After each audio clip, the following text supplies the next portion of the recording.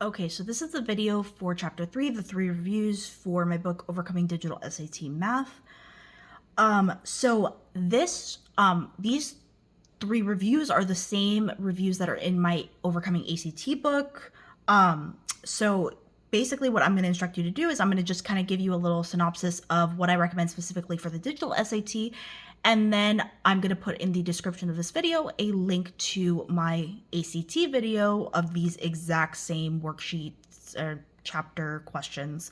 And just in that video, just skip to the questions and the reminders where I explain how to what this means, and it'll be the same exact thing. I wasn't going to record the same video twice. It just didn't make any sense because the only thing that I really needed to mention was, yes, you do have a calculator the whole time, just like with the ACT.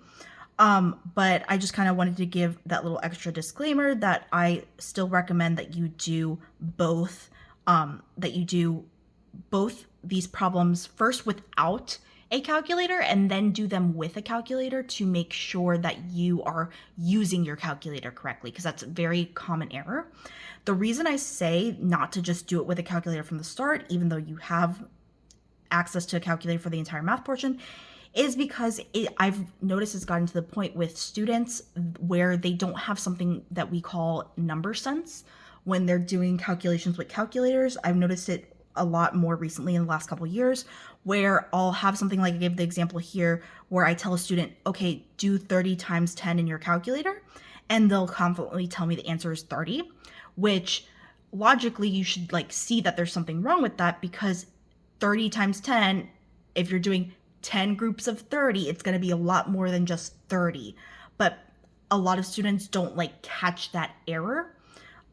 So I really recommend to avoid that sort of stuff and kind of enhancing your skills with involving number sense, that you do it first without the calculator and then with the calculator.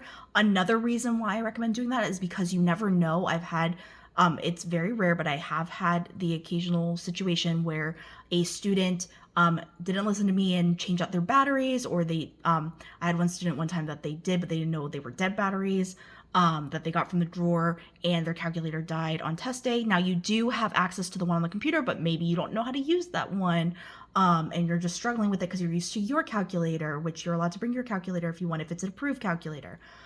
There's just so many situations where it could go wrong. With test prep, you just want to prepare for everything, if you want to have the best experience possible with the least amount of things that could potentially go wrong. So those are some of the reasons why I recommend doing it first without the calculator and then with a calculator. So I just will now instruct you to go to the 3 reviews video for the ACT. Remember, try these problems by yourself after I go through the reminders in the ACT video, and then come back for any explanations that you need after you attempt corrections if you don't see what's wrong.